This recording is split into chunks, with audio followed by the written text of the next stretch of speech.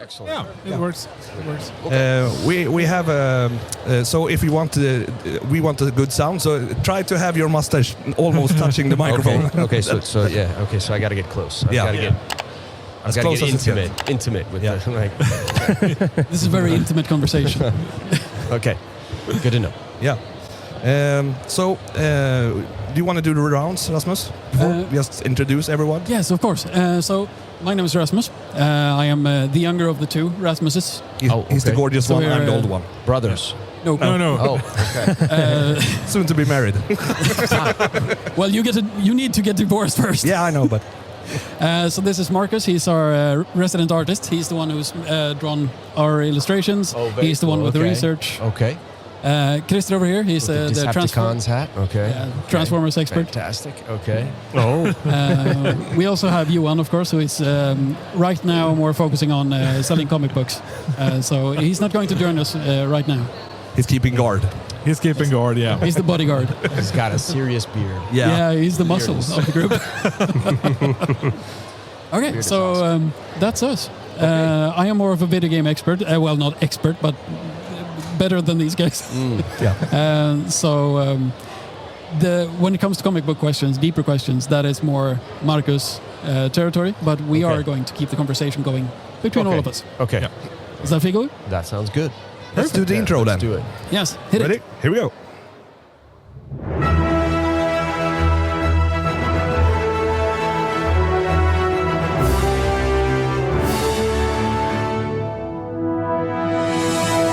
So, welcome back to the Superhjälteklubben, superhero club in Swedish. We're back with another English episode because we are joined by another international guest. We are joined by famed illustrator, artist, author as well. Yeah. Yes, Yeah, correct. sure. Wonderful. Yes, great. Lee Bermejo, Thanks for having me. thank you for coming. It's a pleasure. It is absolutely an honor to have you. Oh, thank you. How did you arrive in Sweden yesterday? Yeah. Mm-hmm. Yes. Late yesterday, or have you had the time to see Stockholm? Midday, I walked around. I've been here 4 times, I think, already. So I've been to Stockholm quite a bit. I've So had a you're chance to visit the city. Sort of familiar with. Yeah, very, very much. So I already have my coffee places and my, The important stuff. I have all my little stops that I make, when I'm here. Yeah. Wonderful. Great. Yeah. So, have you had the chance to see this Comic-Con? Have you been able to walk around somewhat? No, I haven't had the chance to walk around. I was here the first year they did this show. Oh, you did? When was that? Right. 4 years ago, maybe? Yeah. It was 4 or 5. Before the pandemic, I think. Yeah. So I was here right before the pandemic was the first year. So yes. Oh, okay. Yes. So, how are you enjoying it so far? Fantastic. Any excuse to come to Stockholm. I enjoy the city very much. Yes. Where do you come from? You are American. I'm American, but I've been living for the past 21 years in Italy. So I'm from close to Turin in Italy is where I live. So Okay. yeah. So, do you consider yourself more European these days, or is it born and raised American? No. Half my life has been spent in Europe. So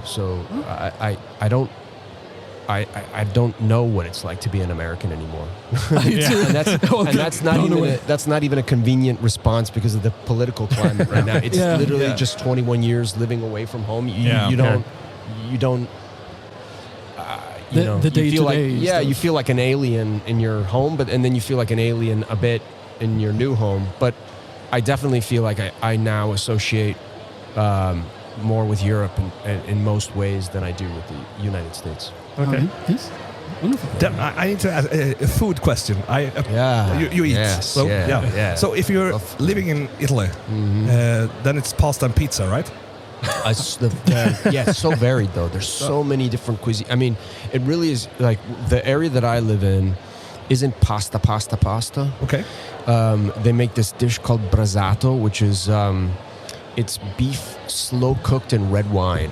Oh, and so it's great. Like they make hearty kind of mountain dishes and stuff like that. It's a little bit real food, like It's but so they're not. I mean, they do pasta as well, but it's not.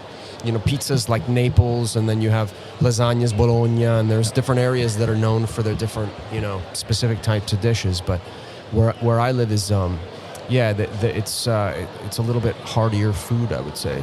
So when you come to Sweden, do you have any like Swedish dishes that you try?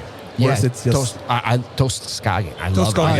Yeah, that's good. I love it. Yeah. I love it. I have that, and of course, I don't know what the name is. I'll mispronounce it, but the cinnamon buns here. I go crazy. I go crazy for them. It's like the first thing I want to have. They're delicious, but the pickled herring and all that. You eat that? Stuff. Yeah, sure. I had it last night. You're almost Swedish then. Fan of food. Yeah, absolutely. I was hungry before, now I'm even hungrier. Starving at this point. Yes. So, as a comic book artist, you've done a lot of different things. You've been pretty much all over the place, and I see your style. I'm sorry to say that I'm not that well versed in comic books, so I didn't know about you before. But Marcus put together a bunch of stuff that he gave us so we can sort of catch up. Okay. So we can see. He's the teacher. He's our teacher. You need to know this. We are teachers, but he's the one teaching. Preach the gospel of comics. So what I take away from your works, I've been having a look at Joker, Luther, some of your Batman stuff. Your art style is something extraordinary. There is such attention to detail in your work. Yeah. How much time do you spend on one book? A long time. Every project takes between 2 and 4 years. Oh. So Joker took about 2.5 years. Batman Damned took 3 years. And this latest, I've just finished a long project called A Vicious Circle. It's not superhero, or it's a time travel book. Oh, interesting. And, yeah, it took 4 years to finish. It takes me a long time. Yeah, I'm very slow, and yeah. But with that amount of detail, that's gonna have to be well deserved. That is part of your process, I understand. Yeah, it's not an American process. The American style comic is the monthly book, and I've never done that before. I've just done these graphic novel kind of projects, or mini series that are in different formats than the typical floppy book. So I'm just too slow to be able to do the. I work on more of a French schedule, comic book wise. The French BD, they usually take a year to do 54 to 60 pages, and that's pretty much my schedule. Yeah. Okay. Yeah. And as I understand, you're self-taught as well when it comes to. Yeah. Yes and no. I never went to school. I never went to art school, but I started my career working with Jim Lee in Jim Lee's studio. Wildstorm. Yeah, Wildstorm. Yeah. So I started in Wildstorm when I was 19, and I consider that my art school, because I was working with a bunch of other, young artists and established artists like Jim and Will Portes, these guys. Yeah. And so I really learned a lot of the craft, absorbing what those guys were doing and watching them work. So, yeah. Absolutely wonderful to hear, to have such a great start. When you do you feel like that gave you an edge coming into the industry as well? Did that sort of no no no because I broke into comics in 1997, 98. Yeah. I didn't actually start drawing comics until I think 99, but it was a really bad time in the industry, because there was in the early 90s, you probably know what I'm talking about. There was a massive kind of sales boom, and comics were selling millions of copies. Comic artists were making millions of dollars. And then in the mid 90s, there was an implosion. Yeah. And the business kind of like the bottom fell out from the business. And so I describe it this way. I broke into the business when the party was over, and I was the guy mopping the vomit off the floor, So there was all this money, and then all the people who earned a lot of money left. Most of them, at least, they left, and because they couldn't deal with the rapidity of the implosion. So what I did was I kind of skated in a time where it wasn't very fashionable to want to draw comics. And people wanted to work in video games or in movies because the pay was way better. Okay. And so I wanted to do storytelling in comics, and so I kind of benefited from that terrible time in comics. But working at Wildstorm in particular, it was after the heyday of that place, and there was such a stigma against Image Comics and Image Comics artists that it was kind of difficult because most people didn't associate us with great storytelling, good stories. It was just that the art was good, but not. It was very difficult for what came next in comics, which was kind of like the era of the writer, not the artist. And so it became about storytelling more so than in the 90s. And no one wanted to go to Wildstorm for that kind of stuff. So it was a real double-edged sword. But ultimately very, very cool, because then it kind of forced me to develop a certain work ethic to be able to continue to be a professional. Yeah, and I got a question about that, because you done a lot with Azzarello. Yeah. And when you began working with him, how has your creative process evolved? I started working with Brian right after he started working. All right. He had just started 100 Bullets. And I think 6 issues had come out when we started working together, or more or less. So he was the very beginning of that series. And Brian was, we've done a few projects together now, and so the trust has increased each project. So this last project that we did, Brian just wrote a plot. He didn't write a full script for it, and he allowed me to kind of elaborate the actual panel-to-panel storytelling, and then he dialogued it after it was done. So it was a very collaborative, organic kind of process, as opposed to him writing a full script and then me drawing from the full script. Yeah. Also more of a back and forth between... Yeah. Oh, yeah. Definitely. So what goes into when you agree to do a project? How do you get started doing something? Is there a large plan? You start at the start of the comic and you... I do it in order. Yeah, I can't work out of order, because for me the storytelling is the most important thing, so I have to make sure that it reads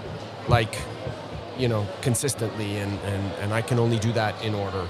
Yeah, okay, but it's usually the project just starts with us talking, having a conversation about what we want to do. And the conversation is generally not that specific. So I'm not saying, we're not talking about specific scenes, we're talking about broader ideas. So like with Joker, the thing we knew we didn't want to do was do a book from Joker's point of view. So that was like the rule number one was, okay, well, let's do it from a henchman's point of view, so that you can kind of have this, another person's vision of who this madman is. It made it scarier to me, and made it more interesting. Someone who is close enough to be almost point of view, but not quite. But in the nearest vicinity possible, right? Yeah, and I don't think it's fun if you get into Joker's head. Like I think there's a problem if you know too much about him, or if he gets predictable. So the other thing that I knew I wanted him to do was I wanted him to be taking all sorts of different drugs. I would imagine that if he was in an insane asylum, they were probably feeding him antipsychotics and stuff like that. So we made him a drug addict, which is something that you could never do now, but luckily in 2008 you could still do stuff like that in American comics. So I knew I wanted him to be kind of, there's pages in the book where he's like surrounded by pills, and it's, Harley's feeding him pills in the car and stuff like that. And so that was a big part of what I wanted to do. And so we just talk about very broad strokes, how we would approach that character, and then Brian goes and comes up with like the threads of the story, and then we'll go from there. Yeah, okay. So, do you have any like passion projects that you want to do in the future? Oh yeah, plenty. Yeah, plenty. So, something you want to share with us? I mean, is it secret? No. All these things are time. They depend on a lot of things. They depend on the time, and and where the industry is at Yeah, that of course. specific moment. So there's some things that I want to do that would be totally uncommercial and no one would ever want to publish them. So I doubt I'd be able to do them now. I would have to wait until I was in a different, place in my career. But there's plenty of different things that I'd like to do. Most of them not involving kind of major characters. My interests. I still love doing Batman and Spider-Man, those characters, but my interests have somewhat shifted into what I just did on this last project, which was a time travel book and not superhero oriented at all. And I have a couple other more kind of crime noir stories that I'd like to tell, and I have one very specific horror book that I would like to do. Okay. So exciting. it just depends on what kind of boils to the surface, So there's a lot more to come out of you in the future. I hope hopefully. so. I hope so. Yeah, I hope so. We do too. Yeah, absolutely. We do too. More comics, please. I hope so. Yeah. Yeah. So you've had today. We've been looking over at your table all the time, and we see that there's a lot of people coming up, and we see that you're drawing. How much time do you have? No, how much do you get done in the time that you have during the day? Totally depends on the type of show. So people here are very polite, and they don't, I notice they'll sit and kind of wait. And so if they don't speak up and I'm concentrating, I almost don't know they're there. So I have to be aware, that someone's in front of me. But there are other shows like in Italy or in the United States where people will just come up and say, hey, can you sign this book? Yeah. And so I usually get done less at those shows because I'm spending more time interacting. Oh yeah. But both situations are fine for me. I mean, I enjoy both experiences. It's just it just depends on the show and where and. Yeah, I understand. But you have a bunch of stuff to do today. I understand. Yeah, I have drawings that I'm doing for people and signing books and stuff like that. And it's nice. And you also have some on-stage stuff planned, right? I did. How do you prepare for that? I don't. You don't? And today I knew I was going to be with Howard Chaykin, so I knew that part of I didn't have to think about that. Howard's a natural showman, okay. And so I could kind of recede and let Howard do his thing, and that was perfectly fine for me. So I didn't even think about it. It was just. It's almost the same answer as Zoe. She was like, exactly. She don't was think, just do. Absolutely the same. It's true. It's true. Yeah. It's just. I find that if I have a plan, it doesn't ever either the thing won't go the way you expect it to go, or it comes off feeling very prepared and kind of like you're reading from some sort of TED talk or something like that. And I don't want to do that. I want it to feel a little bit more spontaneous. And that's not what we do here, because we could have like scripted up stuff like for a podcast, but that doesn't work. It's a conversation, not an interview. Yeah. It's more like that. Yeah, because it also depends on the people receiving. What is the temperature in the room, and so to speak. Totally. So, but you had one of your things today on stage. Yeah, with the thing with Howard. Yes. So how did it go? How did it feel for you? It was very cool because the theme was picked by, I think, the audience, and they wanted to see something music based from us, which I always really enjoy, because it's fine to draw Batman and Superman, but it's also very nice in some situations to be able to do something completely different, And, of course. That was a very cool suggestion, I think, on the part of the public to do that. So it went, like I said, it's the Howard show, so I was happy to just be an You were extra. allowed to join. I was an extra on the Howard show. But you have something to do tomorrow as well? Also on stage? I think so. I think we all have a stage thing tomorrow. It's all of us, and I'm not sure what that is, and I won't even look it up. It's just I'll just go on stage and whatever. Take it from there. Yeah. I like this approach because it feels like you guys feel. So far, we've only talked to you and Zoe, but both of you feel so humble in the whole situation. There is what you make is amazing, but you are just ordinary people the way you are, and it's such an amazing thing to see, because people could be like I am the best. I am Superman. But see, you know, it's that feels very ridiculous to me, simply because there's a history of art. So for someone to come in a comic book convention and act like they're the best, it's my attitude is like, dude, you know, there was Vermeer, right? You know, there was Caravaggio. Yeah, you know, that's true. You know, they existed, and you know, it's not the same thing as this is what we do. Yeah. So it's just people. I think sometimes people don't keep perspective. You know? Absolutely. Yeah. I get it. So, what do you have more planned for this year? Do you have anything like that you look forward to? More shows, or is it being home, just working in your pace? I'm going to do a show in Copenhagen in November, which I love Copenhagen. It's great, another great city. Cheap beer. Is it cheap? Is it really cheap? Yeah, I know it's cheap. You can get cheap beer. It doesn't taste that good. Okay. So it depends on what your taste is. I know Copenhagen more as a coffee town. Like there's a lot of good roasters in is it Copenhagen or Copenhagen? I don't know. I'm American. In Swedish, it's Köpenhamn. Köpenhamn. Yeah. Köpenhamn. You nailed that one. You did that really good. Okay, wonderful. Yeah.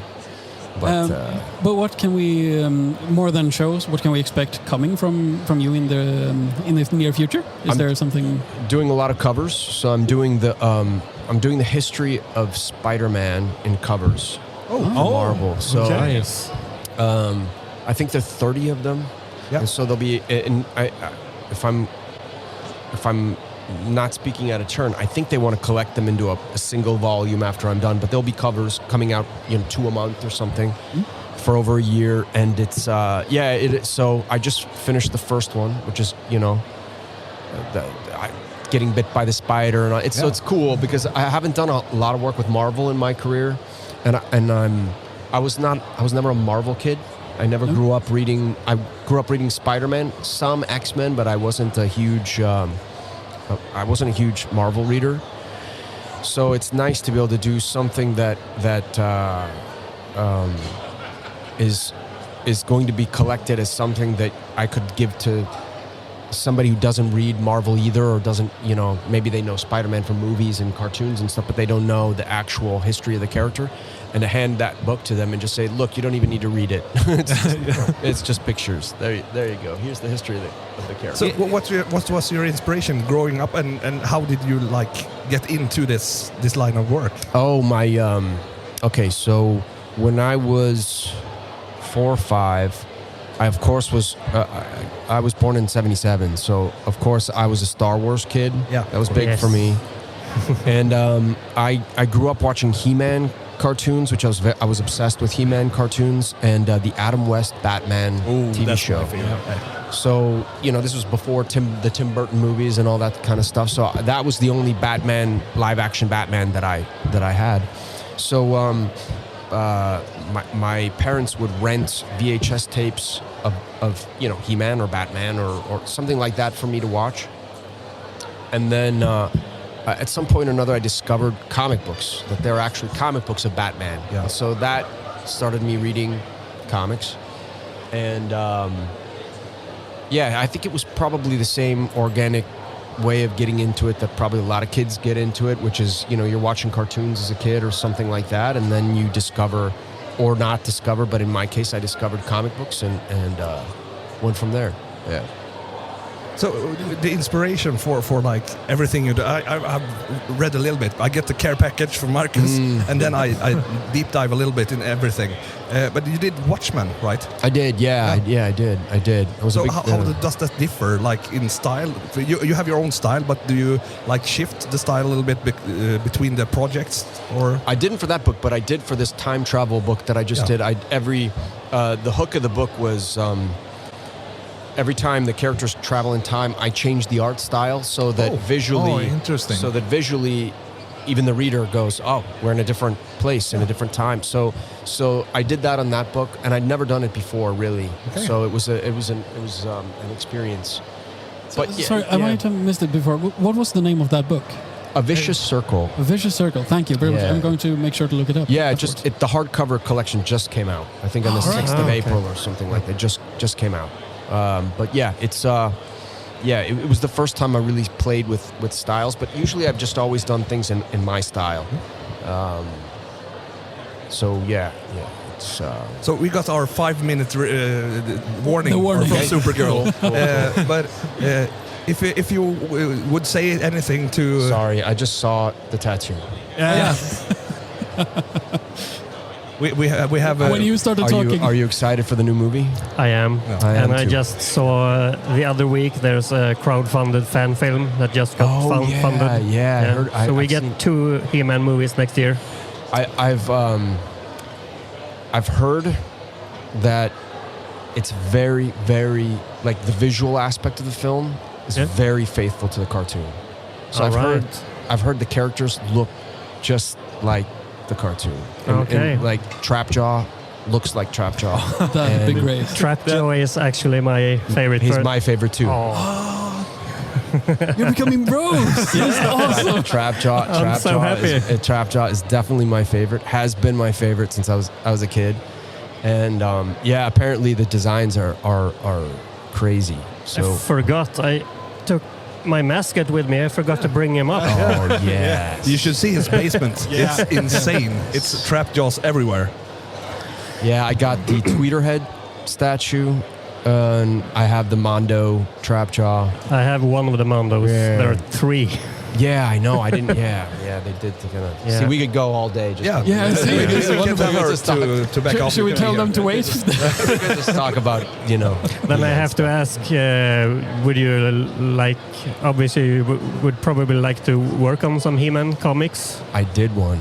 I didn't do a He-Man did? comic. I did a He-Man image. Yeah, All right. I did one.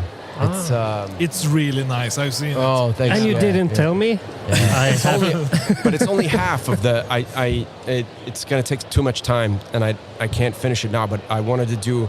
It's supposed to be a big banner, and so I did one half of it. Oh, yeah. And so the other half, I did He-Man, Trapjaw, Skeletor, Beastman, Triclops, and it's missing a lot of cool characters. So the other side of it was going to be Man-at-Arms, Tila, Fisto, Evelyn, and I think who else was I going to do?